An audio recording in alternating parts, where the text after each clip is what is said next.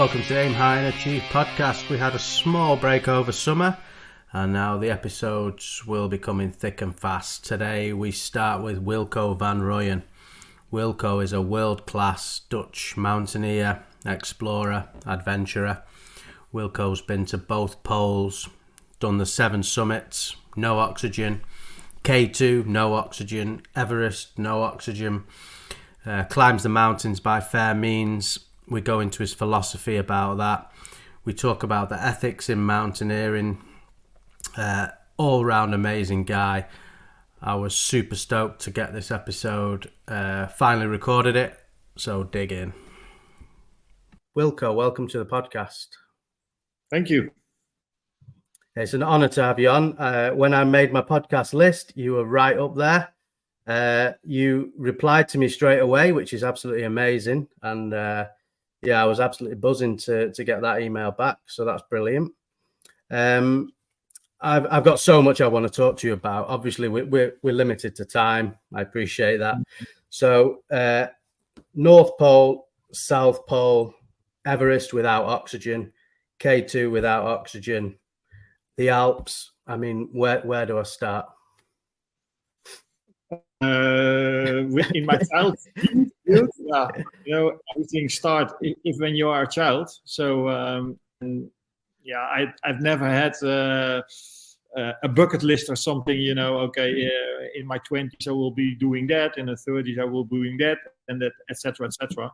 But after each adventure, I at the end, or when it's almost over, I'm starting, to dream about the next adventure. So in my opinion, I've always the motto: dreaming, daring, sharing, and acting, and that's what's keep me busy and running, and I think I will be never done with that. So people who are talking when you are finished or is it enough? I think it's never enough, as long as you are fit and able to do things, and even you are getting older, you can still do or imagine some interesting adventures. Yeah. Well, what year did you do the poles, or how old were you when you did the poles? 1997. I was what was my age? It was around my end 30 actually. Okay. And after that, when we were successful on reaching the geographical North Pole, I started to dream, of course, also to go to the other side of the world. And so that's how it started all, because I never came up in my mind to go to the geographical North Pole, but it crossed my path, and finally it was one of my most interesting and astonishing expeditions I've ever did. I'm a big fan of Mike Horn. You probably know Mike, and some of the sort of his kind of mindset seems exactly the same as yours. You make one achievement, you don't rest on your laurels. You're looking for the next one.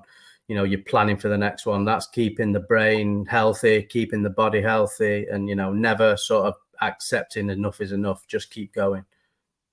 Yeah, and not because you want to how you say to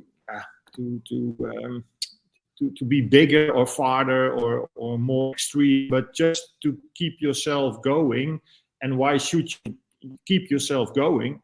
Just because you are not standing still, and you are developing yourself, you're growing, and not only in your mind but in your experiences, and your imaginations actually is getting bigger and bigger. How unbelievable, wonderful nature is, and not only nature outside but also your own nature, and how this can react on each other. And I think a lot of times we don't respect the nature actually enough, and we are all, a big miracle actually, almost like God. How we can survive, and we can do the imaginable things what we have in mind. So why should you waste your time? Yeah, I mean, and I'll just point the listeners now to a film on you can see it on YouTube called K2 The Summit. One thing I noticed, one thing that I really took out of the film, which is about your summit to K2. There's a tragedy, terrible incident on the descent. Let people watch that. One thing that really struck me in that was you were sort of what you demanded of fellow people on that mountain, especially you could see you had a really close team. You know, you were all on the same wavelength. You knew what was expected of your team. And one thing that always intrigued me with that is when you kind of opened up the expedition to allow the other teams to come in, you could kind of get the feeling you had such high expectations, which is you're in a killer zone. You have to have that mindset. And as soon as you sort of let other people come into that team, and the bigger you got, the more problems you can have. You don't have the same mindsets. You're only as strong as the weakest link. How important is it to surround yourself with people who have the same mindset as you when you're undertaking these expeditions?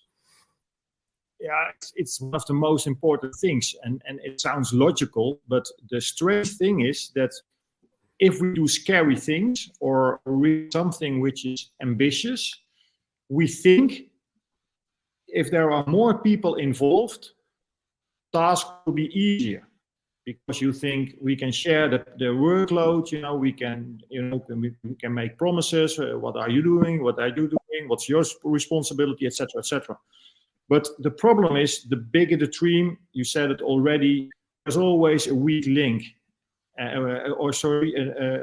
the chain, the weakest point. And the problem is you meet the international teams, on the mountain and not in the preparations all these months or years before. And suddenly you trust these guys because they see also professional, they have the same suit or goggles or whatever. But actually you don't know what's in their mind and what their experience are actually. And when going tough or wrong, then it counts, what your experience is and your responsibility in the past, etc., etc. So your team, hopefully you know them, the best of all. So be aware not to cooperate too fast with another team which you hardly know. And that's one of the mistakes we made in that year 2008, that we were with too many. And we signed all the what we promised to each other, so that was clear on paper. But that's easy talking. If you have a plan, everything is according to plan. But what will happen, when things are going out of control? And that's even hard with your own team, but with all the other teams around you, it's almost impossible, to crowd control actually.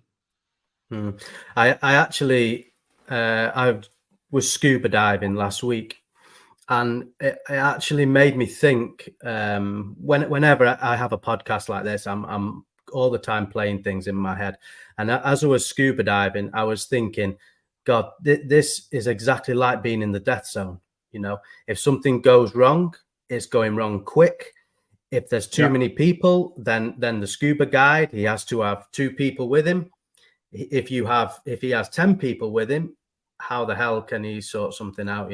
And it really made me appreciate. And I've not been that high, obviously, on the mountains, but it really made me think. If something goes wrong in that death zone, things go wrong very, very quickly. And again, I point people back to the film, and I would guess you were probably 6 hours from not coming back. That's how kind of close it can be, when you're up there. Yes, it's still a miracle that I'm still sitting, here. But that's, on the other hand, the interesting part. How can it be that you can survive such a situation? Too long in the dead zone, and people were writing the stories on the internet that I couldn't survive this expedition, that I should be dead already, etc., etc. And then the interesting thing starts actually. That not everything is logical. And if you zoom in this, in this situation, then I really believe that there is more between heaven and earth, in the energetic way. Actually, we are all connected like human beings with each other, with nature, etc. And if you really, start studying in this, there is so much to learn, and then you really respect life and realize that you are a unique person with unique capabilities. And it's not that I am that big or that good or brave or whatever, but it's, it's the human spirit which can make the change. And it's, the question for you, if your end or your life will or your end in some kind of a dead valley, and there is no way actually to go anymore. Where are you holding to? What are your beliefs? And giving up is an option, but believe me, there is more, in life, than our logical brain actually tells us, and that's the miracle of life, and that's what I try to inspire other people. That even if you haven't a solution, believe me, there is a solution. The only thing is waste with time and space and things like that. But in nature, time doesn't exist, space doesn't exist. It's only be there. Yeah, absolutely. And that's a really good point of sort of being in the moment. And, you're on instincts at that point, aren't you? You are Yes. on instincts. Nothing else matters around you. And I mean, on an absolute 1% scale of what you experienced, I was up in the mountains. I was on my own. I do most things alone. I was about 1,800 meters. So weather can turn very quickly. I'd got to the mountain, got to the peak. I'd not gone on the right route. I'd come literally stopped for 2 minutes. I turned around. The weather closed in. The fog came in. I'm in a ping pong ball. I'm on a knife edge ridge, and I'm thinking, shit. Right, okay. Just sit down. Just have an energy bar. Just reset. Just calm down. And it literally is the only time when I've really the adrenaline was starting to go, and I had to really sort of get a grip. My phone, there's no cell signal up there, so obviously I'm on a compass and I'm on the map, and I'm resetting myself. And it took me a good few hours to get out of that mess because I'd gone on the wrong side and I couldn't climb back up where I'd come, so on and so on. So on a very smaller scale, I've got to say, I do know a little bit of how it can be in the mountains. Things go wrong very, very quickly. And this is leading on to my point about something like K2. You don't just go to K2. You have to build up to K2 over tens of years. Yeah. This is the old school vision, what I really are hanging on. I still believe in building up your experiences, taking decisions by yourself, etc., etc. But time are changing. People with too much money can also build a team around them. And they can't make the decision by themselves. They don't know what to do in a crisis situation. They are freezing. And then other people has to, to take control actually. And that's not the way I like, but it's these days, is happening, and not only in our sport. It's in Formula One or wherever, or going to the moon. If you pay enough, you can go to the moon. But the question is, what have you done by yourself? Actually, the answer is nothing. Yeah. And this is the kind of social media, Netflix kind of world we live in. Instant gratification. I've touched a bit on this in previous podcasts where nobody is sort of understanding delayed gratification and thinking, okay, in 10 years, I'm going to go to K2. I'm going to build up. I'm going to do these mountains. I'm going to go to the Alps. I'm going to surround myself with, experienced people. I'm going to learn over 10, 15, 20 years. Then I'm going to do things the right way to do it. I'm going to be an alpinist. I'm not going to be a tourist. I think a lot of people nowadays, they're choosing to be a tourist. and enjoy also the journey in between, but because people are focused on the gold medal. But, ask all the Olympians, and they will tell you, as soon as they got the Olympic medal, the ambition or the to thrive, or, it's gone. So it's the journey, and we of course we all have lack of time if you talk to each other.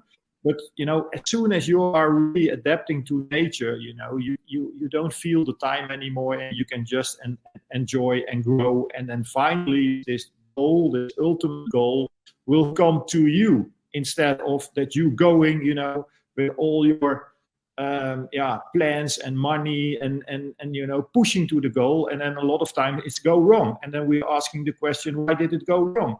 And that's most of the time we were just too pushy, pushing the boundaries too much, and then you're not respecting life again and nature. And in 2008, that K2, that wasn't your first time on K2, was it? You'd been to K2 before. Yeah, it was my third time. Wow. Okay. Yeah, and a lot of time in between, because I was, selected for a team, in 1995 as a young climber, and the expedition leader at that time had also, a smart plan, because he needed some younger climbers, who took the difficulties, in the House of Chimley on that route. So the older people, could just finish this expedition with their high altitude experiences. Okay. And so for me, it was a big opportunity at that time. But when I had an accident as well in that expedition with rockfall, which is very normal, on this route, the Abruzzi route on the Abruzzi Ridge. I realized, this is really a mountain too high for me, because I had a lot of experience. I scaled a lot of technical routes in the Alps. I did expeditions to whatever. But first I was realizing, first I have to build up more experience, at 8,000 meter peaks, climb without oxygen, because for me, it's the only way, to do it by fair means. But on the other hand, also independent of technology, because every year people are dying because of problems with oxygen systems, and what's the deal, if you can climb without, why should you take it, because finally you have more time, and things go wrong if you are acclimatized to that extreme altitude. So it took 13 years, and I climbed a lot of other 8,000 meter peaks and expeditions before I thought, okay, now I'm ready to go. Now I can take the decisions. And first, in the second time, I made the mistake that I was buying myself in an international team, but without. How can you buy yourself in an international team? You buy yourself in a group of people. That's something different than a team. And that's what I learned from 2006. I could complain about people who didn't do what they promised, etc., but I could only, point to myself that how could I have been thinking like that? And that's why I went back for the third time in 2008 with a real connected team, which we could really rely on each other, and a lot of experiences. And that's, I think, one of the reasons that I still survived this expedition, because we knew, what we were doing. We took also a route, which was more complicated, but more safe in our opinion. So not Abruzzi Ridge with a lot of rockfall. And we are still very proud, that we fixed our own ropes, that we really did everything by ourselves and not by Sherpa teams and with helicopters and things like that. Yeah, I think that's really something to admire in the way that, and it really comes out in the film. You can really get a feel for your sort of organizational skills and how you're sort of preparing the mountain yourself. The ropes you lay, you're relying on what you've laid, the route you're relying on, and obviously it comes out in the film a lot more. Obviously, what goes wrong, and again, things out of your control, like we spoke about. And I think that's something which we touched on about having, good people around you. But how did you cope with the aftermath? Obviously, it's such a traumatic sort of couple of days. And one thing I've always been interested in is I mean, I've done some skiing. I did a long ski trip, and I remember I had some really bad injuries on my feet. And I remember on the drive back from that sort of 5-day expedition, I was a broken man. And that's just from some blisters on my feet. It's nothing. And then, but how do you manage to come back and sort of, you can take the red pill or the blue pill, which way do you go? How did you do that? Yeah, it's an amazing process, because when it happened, you don't have a choice, and if it's correct, you knew what you were doing, so you knew the risk. And of course, we always think it's not going to happen to me because, and then the whole story is involved. But finally, it happened. And I think the most wonderful thing for me, or the most healing thing actually for me, was that I was allowed to talk about it. People were interested, would share our story. Suddenly, the whole world was, interested, from Al Jazeera to BBC to really everybody. And we didn't have a clue when it happened to us. We were only thinking, who was interested, in some, Dutch guys and some other international climbers who are climbing the K2. But at that time, it went all over the whole world. And after you're getting so much presentations and interviews, etc., you realize also that on one hand you had very, very bad luck, but on the other hand there is also a lot of luck involved now. And I'm still here, I talk about it, and I'm still busy, with this process, and it's not negative. People were thinking I was done with climbing and it was the last mountain and etc. But as soon as I was recovered, the first thing, my first ambition was to scale, a easy 4,000 meter peak, again as soon as possible, because it's my passion, and I wanted to go back and to show, that we were really unlucky at that time, and that it's it's actually the question in life is, how do you face all the setbacks actually, you face in your life actually. And it learns me so much, even the imagination, and the respect for life. It's not an ordinary day in life, today or tomorrow. Every day is really a special day. And for me, in my reserve time, it's stupid to say, but it's not logical that I'm still here. I had also some other accidents in the past. I was also lost in the desert in Africa a long time ago. And these moments makes that you take not every day for granted. And when it finished, that you say, hey, listen, guys, I had the most beautiful time of my life. I have done everything what I'm capable was for. And we are living in one of the richest countries in the world. So if you really want to do something, and you say it is not possible, you're on the wrong errors with me, because I really believe everything is possible. And of course, there are some exceptions, but in most cases, if people have something in their mind, and you meditate on that, and you really manifest on this, find the right kind of people, most of the time not your family, because they say, no, this is not a good idea we're going to do. But you will always find, equal-minded people, and you can make the change, And even when you don't finish or summit or whatever, the journey you make will always be grateful, that the guy to go left instead of going right, what most of us are doing. Finally, you ask the question, what are your plans? And then they say, actually, I don't have a plan. If you don't have a plan, there is a big chance that you start think negative or give the blame the politician of the crisis or whatever.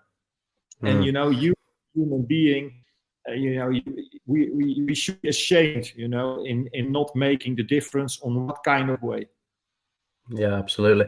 I think it's really important as well that what I tend to do is I think it's so important to have a baseline.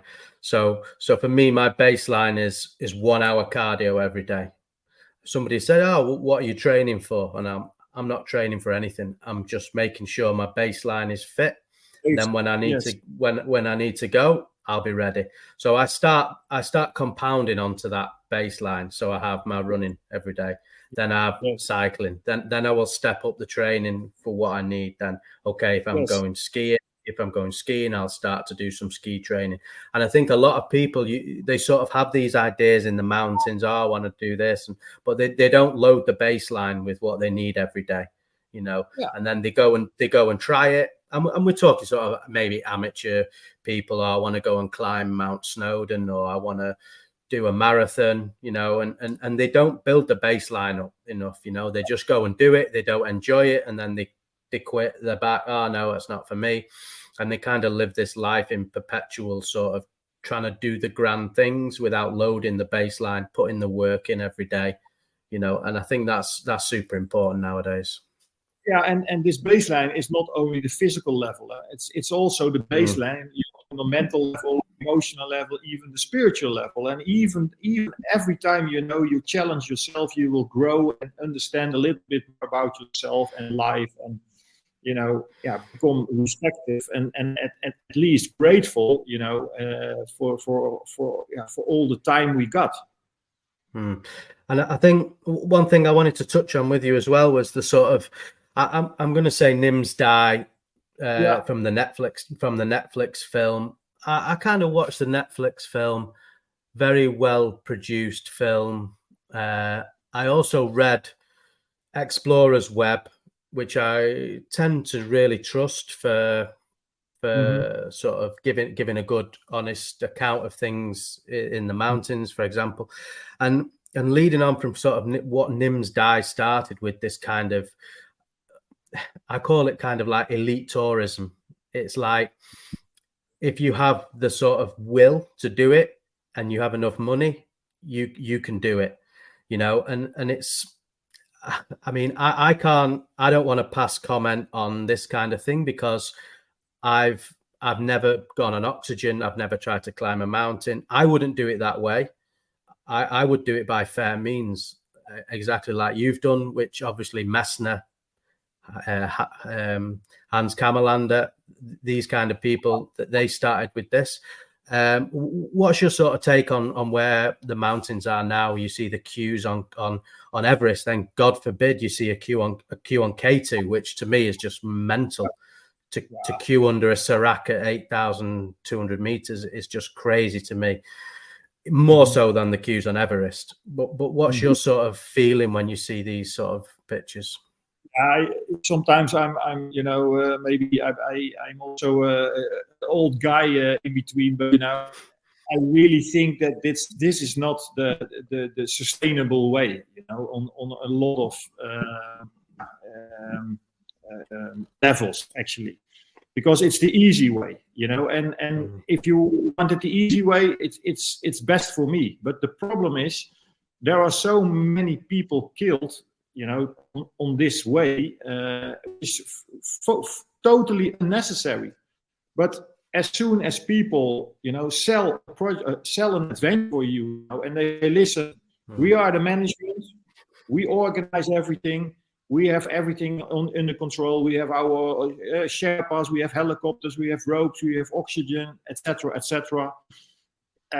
It's fine to me. The problem is the clients can't, they can't even think about, the worst scenario, because they've never been in that kind of situation. And if things go wrong, things go really, really wrong, and if you're lucky, it's only one dead casualty.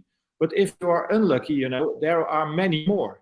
And it's a waste of time, but also a waste of energy and a waste of karma, because the people you should, the mountain you should respect, and not disrespect by using it as a product actually. And of course, it's a smart business model on economical level, it's totally disrespectful, and finally nature will decide and come in, then things are going wrong, then the media is starting involved, and they're coming to you, they ask, what a tragedy. But in my opinion, it's not a tragedy.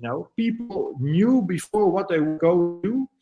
Organizations, actually they tell a story which isn't the full story.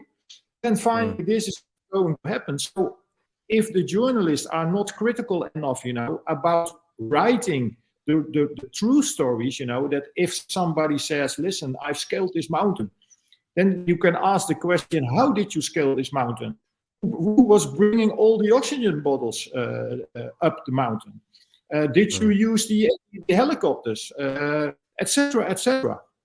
And now in Nepal, the same things are going on, which is going on in Europe. That the level between the poor people and the rich people are getting bigger and bigger and bigger, because there are a few people who are making so much money, and actually we have learned that at them, to do it that way, the capital system. But we have learned from that.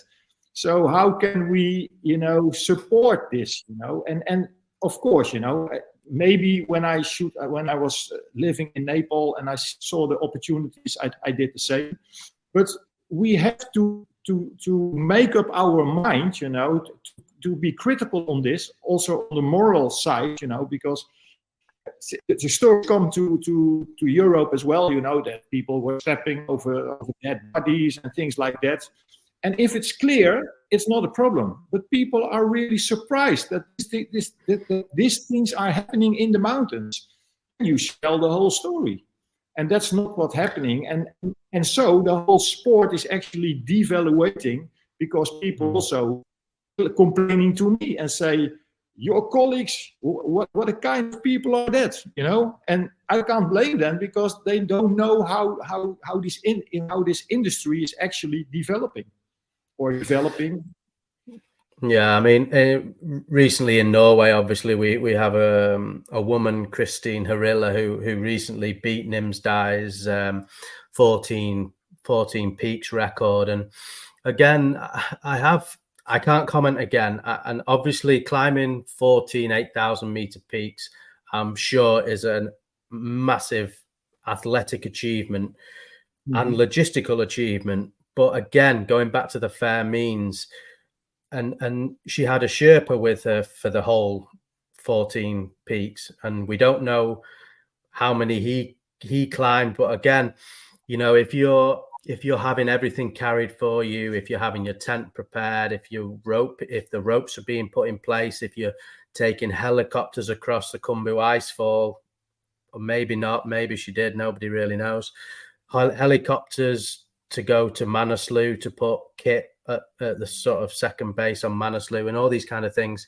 It kind of seems to me that it's not an alpinist achievement, as in what Messner did, or like yourself. This is more of a logistical achievement of being able to manage the logistics of getting to the top of the mountain without the actual physical feat of doing it, if you understand me. Yeah. No, it's the way you say, it's nothing to do with mountaineering, if such kind of people, fall in a crevasse, they can't save themselves, they don't have even the tools on their harness, the eye crews, they are there, all the other tools, because the personal Sherpa is wearing everything for this person, actually. So, you make yourself fully depending on somebody else, but it's very risky.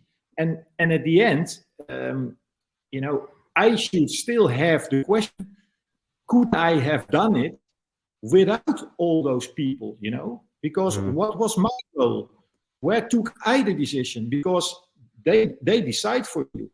And that's with the logistical thing, that's with the weather kind of thing, that's with food, that's with everything. So you are a puppet or a robot, actually, and somebody else okay, now you have to walk, now we go to there, you have to click on the ropes, follow me actually, and by the way, there's also somebody behind you, and for me it's an event, and events are very nice, but it's nothing to do with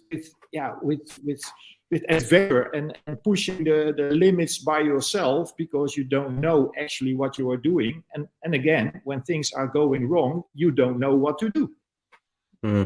I saw a great. There's a series on YouTube, and it's called. It's about Russell Bryce's guiding company on Everest. I can't remember exactly what it's called, but it's a documentary following his guiding company. The steering wheel, like with a dashboard in front of him, and he is really giving the orders, to the Sherpa. This is it. Yeah. And there's an English guy on his group, and he wants him to go. He wants him to climb Everest via the north face, the north side, go, or via the west side, go down the north side, come back, and he would have been the first person to do the double traverse, and he actually got to the other side, and you got to take your hat off to him, because he said, I'm not going to do it because it's not me doing it. It's the Sherpa doing it. Exactly. It will be mine. It will be my name. It will be my name on the record, but the Sherpa is doing it. He's fixing my oxygen. He's changing my tanks. And he actually stopped and said, no, it's not right. I have to, his name was David something. And it comes across a really good guy.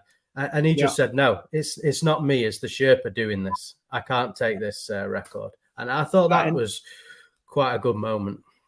Yeah, and actually that's the interesting process, as a human being, that you realize, do I give the credits to the right kind of people? And in most situations, we are proud of what we are doing. But if you are really honest and you look around, there are always people around you who were actually make it possible for you. On one hand, it's about the financial thing, but it's also your wife or your husband or your sponsors or whatever. And your motivation should be clear for yourself. You can talk about motivation, to outside world, but finally you have to live with it. And again, the reason why I climbed, for example, Mount Everest without oxygen was pure the question: can I face the problem as a human being climbing the highest mountain on earth just by myself, and not, also with other people, but not using bottled oxygen? Because then when I should going home, I would have always the question the rest of my life: could I have also done it without doping? Because that's what oxygen is, And for me, if you are talking about sport performance, you have to do it by yourself. And of course, you can people have around you, but you have the boss about the decision making process. And if you don't make the decisions by yourself, or at least with your team on an equal level, not from an expedition leader or whatever, that's the most honorable way to achieve something, and then you are proud and you are honest to yourself that you've done it, you and your team, and not by Sherpa or helicopters or whatever. I think it raises an interesting sort of ethical point about the sort of commercialization and capitalization of the mountains. And obviously you will know, going to Everest without oxygen, your acclimatization time is 2 times more, 3 times more. So for these guiding companies to sort of get clients up and down the mountain, from a commercial point of view, they're going to get paid the same and do it in 2 or 3 times less, and there you go. That was the smart idea of Nims.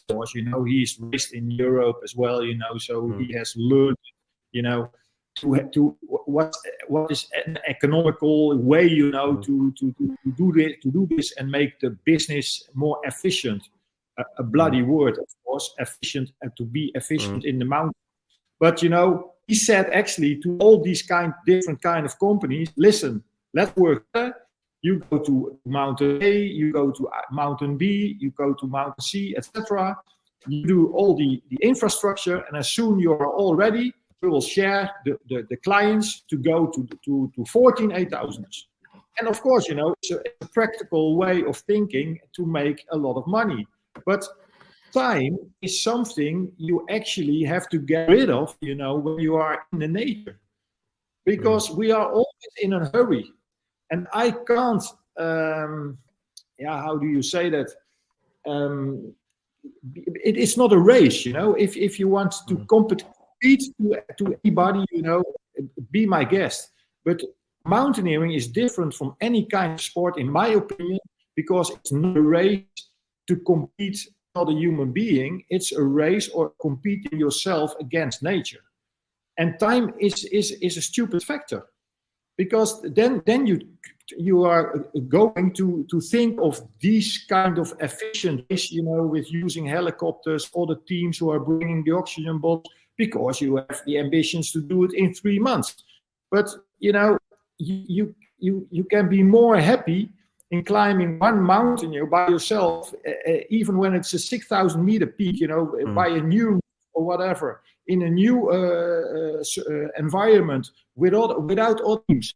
You know, you will be astonished how proud and how your imagination will grow, you know, about everything. And yeah, that's a big difference. Instead of going to an event where thousands of people, you know, living in some kind of a village, you know, all on the oxygen bottles you don't recognize anymore because you are robots, you know, and you remember, it's the orange guy, you know, who's belonging to my team.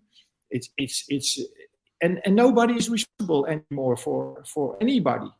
You know, if you're living in a village, you know, you hope your neighbor will help you. But on these mountains, you're living in a city. Nobody will come to help you because they don't even know you. And it happened also in the commercial teams. Sometimes it exists of eight climbers. But even these 8 climbers doesn't know each other.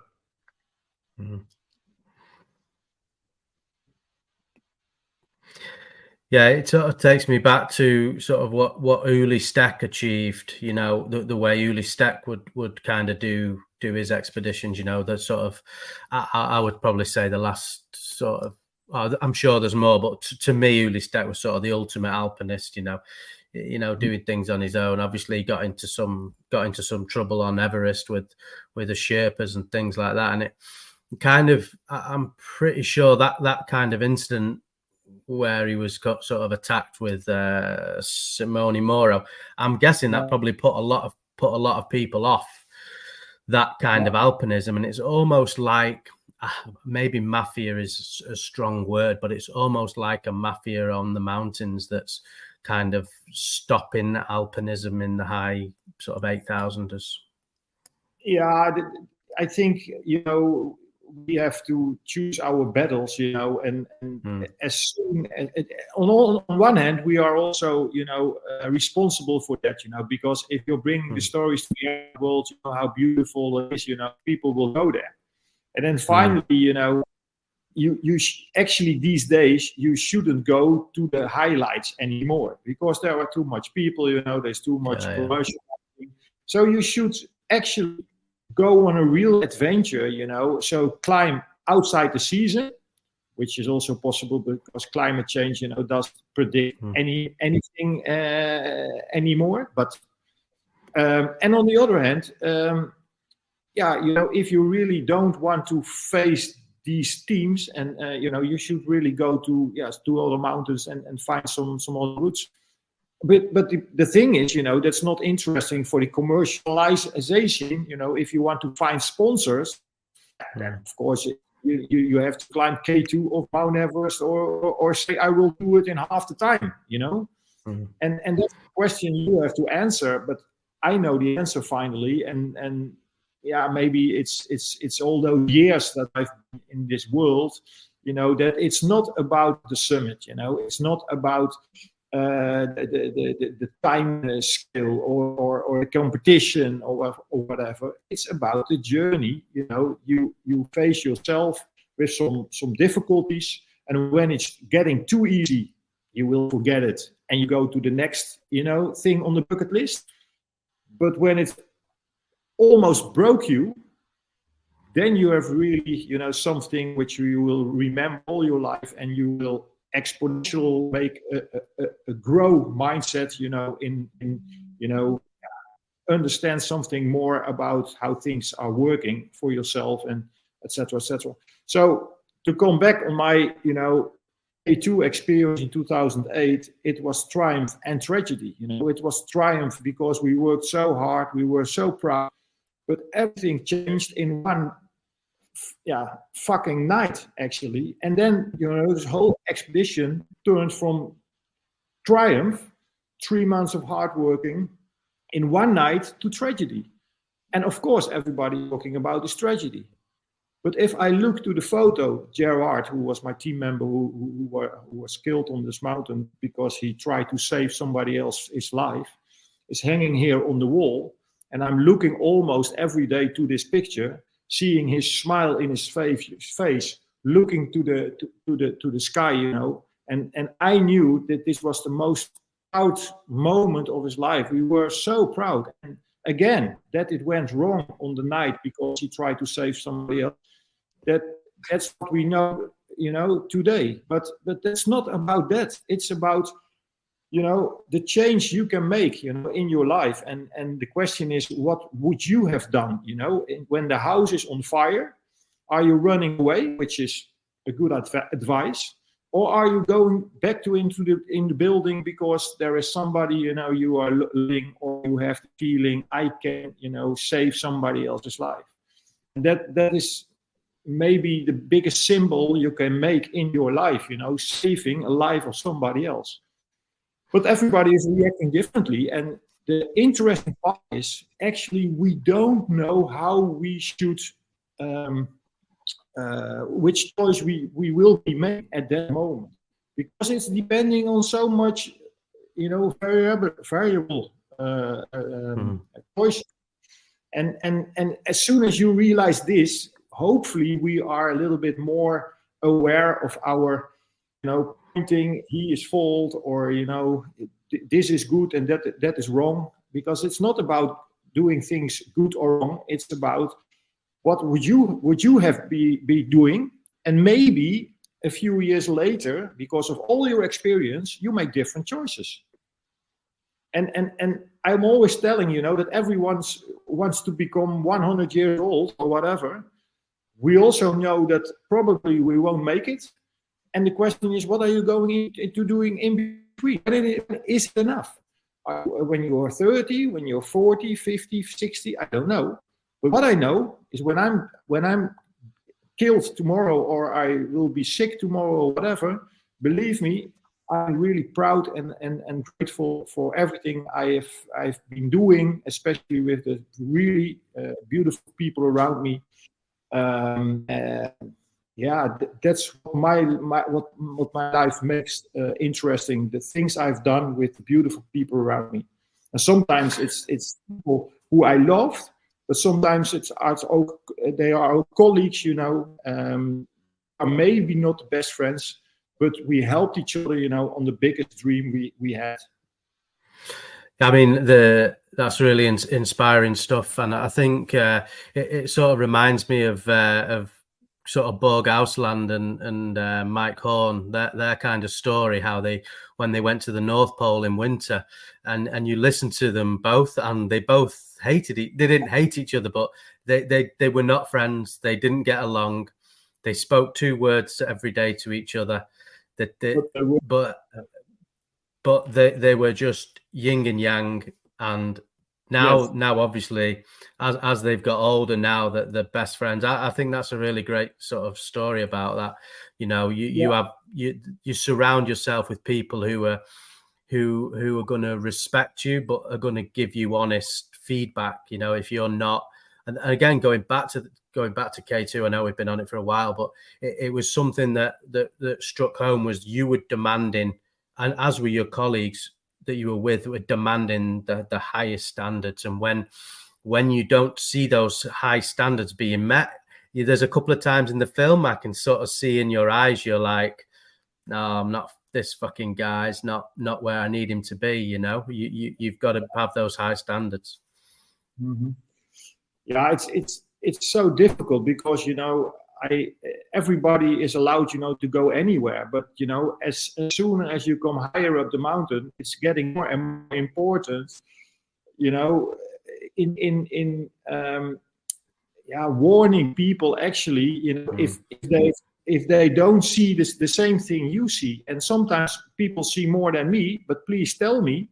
And if somebody who is more experienced than me, warned me for something and say, hey, listen, your equipment not right or whatever, or you don't have a tent, or you're not acclimatized, please go down. I respect that advice.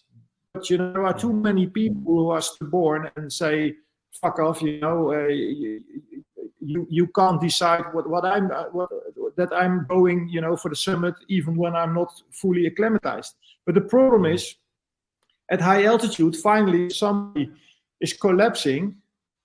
The outside world will judge you that you didn't help him. And that's difficult, and I'm not saying that you not should help somebody, but the problem most of the time, which is happening, what happened also with Jer on K2, who was trying to save somebody else's life, is that these kind of people finally lost their own life. And that's because of the difficult situation. There's no right or wrong. Yeah, that was a tragedy in the film, and quite touching part of the film. But K2, well, that's really fascinating. Wilco, I'm conscious of the time, and I just want to quickly talk about what your current projects are. I know you're involved with Team Ocean, so just quickly explain a bit more about that and tell the listeners about it. Yeah, that is an interesting story. A while ago, in the COVID crisis, actually, there were 4 ladies, women from which I knew, and they were coming to me, and they had a plan. They want to row an ocean, and they were asking me, to have a mental training on this, because what to do, mentally, if you only see water around you, and on the polar. On the North Pole, South Pole, you have only, snow around you and whiteness. And so I gave them this mental training. Actually, I said, I wish you the best of all. I will follow you, but what you are going to do, I will never do this. I'm not an ocean lawyer, etc., etc. But the interesting thing is, that in COVID crisis, I sailed the ocean with 2 friends. And then finally, something was growing inside me without knowing, that I was respecting the ocean so much because, if you are sailing the Atlantic, it's 6,000 meters deep. 6,000 meters you can't comprehend. And if you are getting back on land, you realize how vulnerable we are, on this little landscape, actually. I was always involved, in climate change, etc., etc. But this time I thought maybe we should do something with this. And with one of the ladies, I started a new project, Team Ocean. I said, I can, say, okay, this I'm not going to do because, and then you say, I'm not a rower, I don't have this or whatever. Or I say just yes. And I think if people say in their life a little bit more yes to something they don't know, life will get much more interesting because you have to learn everything, and everybody is, motivated to learn you. As soon as you say, listen, I don't know, I don't have a clue, please help me. So I was going to talk to all the ocean rowers. I read the books, I watched the videos, etc. And then finally, we have our own boat, our own team with 2 experimented rowers actually, and 2 mountaineers.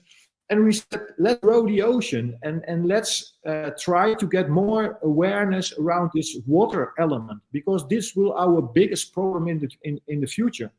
And we really have no clue. We are talking about plastic in the ocean, etc., and energy crisis, and all the other kind of crises.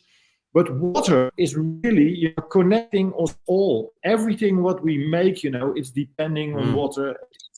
And we don't have any clue. We think still that there is, this cycle, and that water is always getting back. But what we're doing is that water we use actually is contaminated or poisoned or whatever, going into the ocean.